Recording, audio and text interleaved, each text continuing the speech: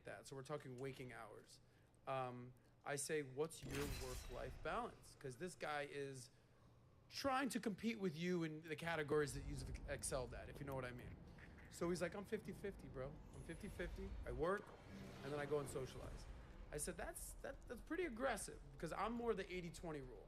I'm working, I'm building a business, I'm doing my thing, I'm establishing, businesses and business models and podcasts and everything.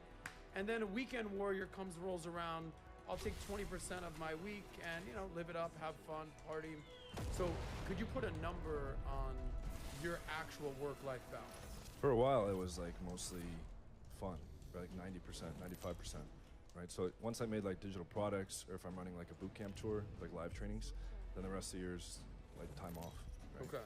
But now it's shifted, so we're trying to scale our company up. So the past few years, we've been really growing our operation. And so now I'm putting a lot more time into work. I'm just going to do this, dating time. Right? But there was a period for a while, like when I was going pretty hard at this stuff, where I even thought that like going to the gym was just getting in the way of dates and stuff like that. Wow. Yeah. Okay, so this is the reason that I'm establishing this stuff up front, and obviously I want to get everyone's opinion on this.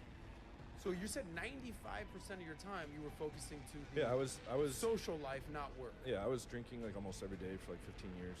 So I was out at the clubs, I was on dates, drinking, I had girls over all the time, drinking it down. And eventually it just got to be like too out of control, where I was like drinking on the clock. So I quit drinking like 3 years ago, and that's when my business started taking off. Gotcha. Right? So I started to focus more on like actual, like building something really big.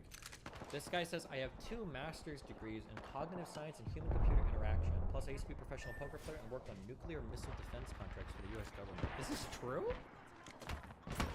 Hi, Des. I'm new to your YouTube channel. Do you believe in the idea that you should treat everyone as you would want to be treated? Yeah, of course.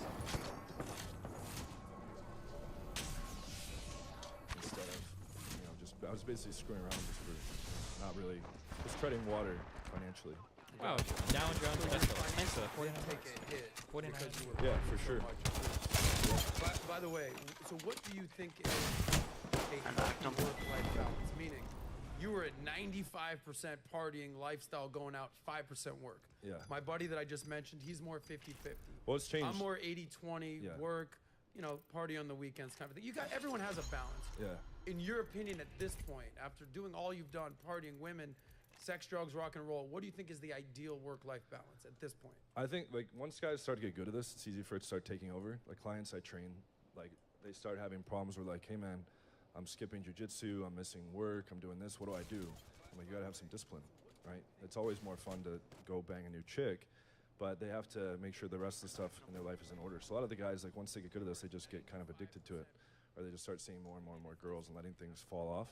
So for me, I prioritize, like gym, business ahead of girls most of the time. Yeah. So I wonder if he has to play this up now because he's selling his business, right? Yeah.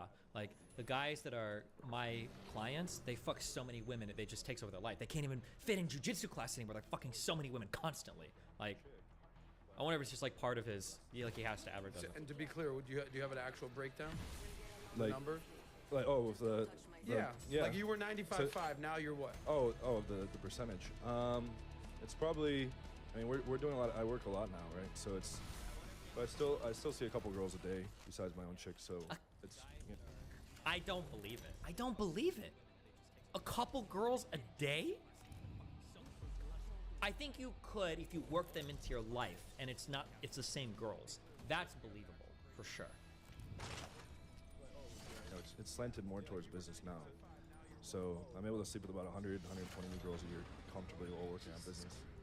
Not the number, the percentage. The percentage. Yeah. Percentage, I would say it's probably like 75% work now. Wow. Yeah. Quite the shift. You went from 95%. I don't. 5% I to don't. 75-25. No okay. shit. We I haven't don't even believe started getting into the juicy stuff, the dating, all the women. But you got Amber and Rebecca over here, eye rolling, side eyeing. They want to. All right, what's the deal? So, Rebecca, I'm sure you have a question you'd like to ask John, and we'll open it up. I have a question? I don't know. You're doing a lot of side eyeing and eye rolling. Maybe comment. I'm concerned.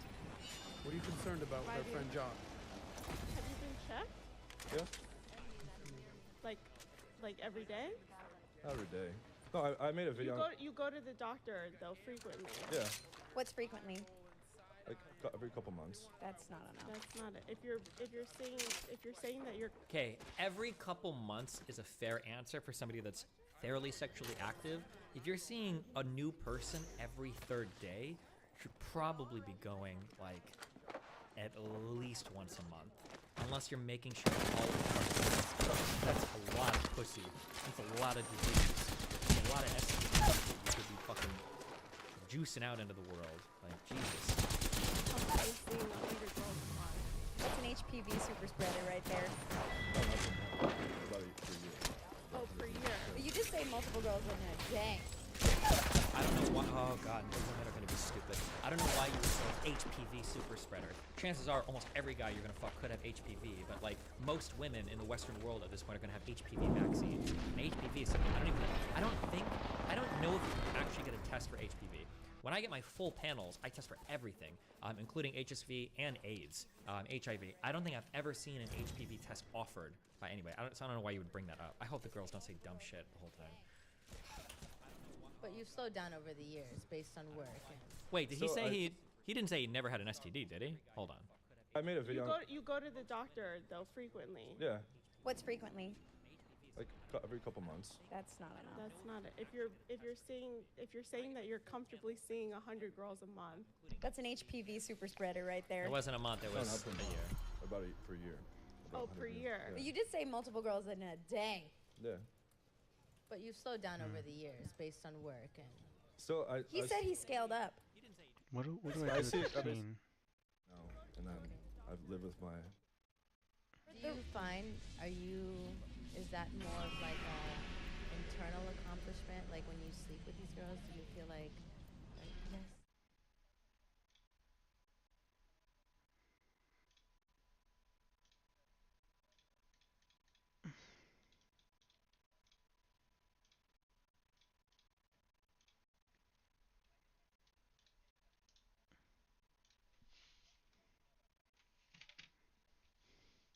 Just nobody would do it. So I'm trying to say at least like once a month. But yeah, even once a month is at those numbers, if you're being very responsible, you should be getting tested after every new partner. But it gets a little Where complicated the when you start fuck- stacking on a lot of partners because somebody can go look these up. I'm pretty sure for most STDs like gonorrhea and chlamydia and stuff,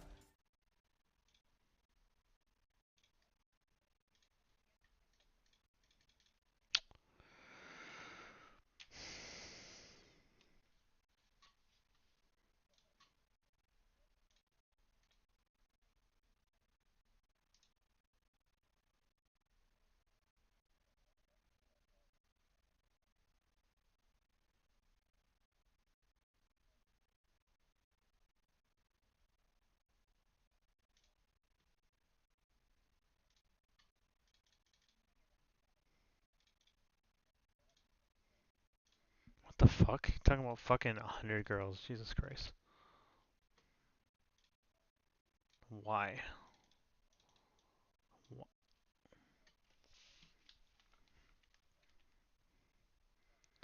Swear to God.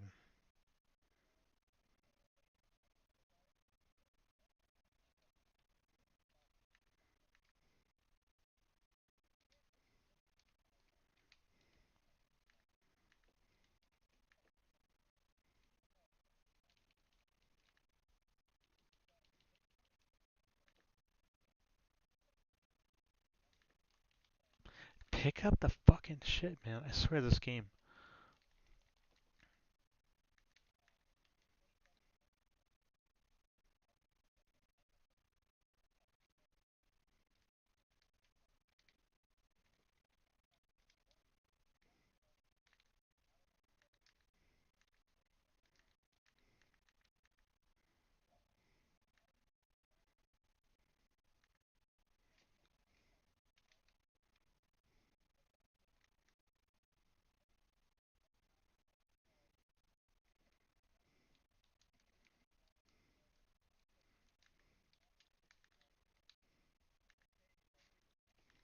They're down here.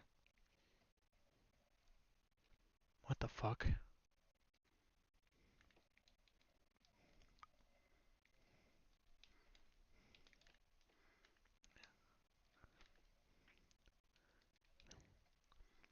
Come on, get. Ugh, fucking hate. Oh, I cannot aim.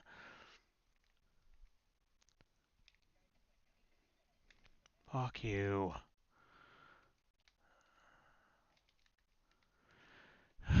Jesus Christ. Lavish. You're getting 120,000 a year. You're living lavishly, and you're working 4 hours. I just don't believe any of this guy's life. It just sounds. Come on, Even though get. I was Ugh, neglecting, fucking hate. the work side. But like I said, I didn't have an office job after like 2012, 2013, and then it was this. I would be like messaging people in Facebook groups before I like made a YouTube channel and stuff. Being like, I'm pretty good at stuff. I could help. It's kind of just like starving artist type thing, right? And at one point, I just got a whole bunch of credit card.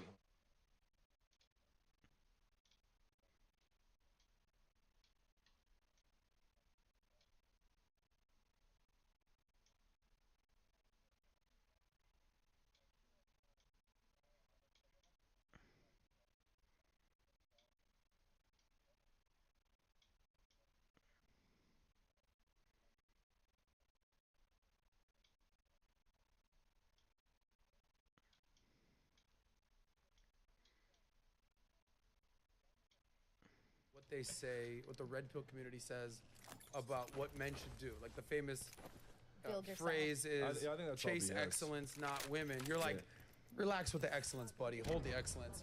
We're chasing women. So what would you say about that quote, chase excellence, not women? The problem is like, it's good to make money and stuff like that, but a lot of those guys, they say like, oh, you have to get the bag and then you'll get the girls. And I have tons of guys that come to me, they're like, I made a lot of money, I got a good body, I started dressing nice, I still don't have the girls.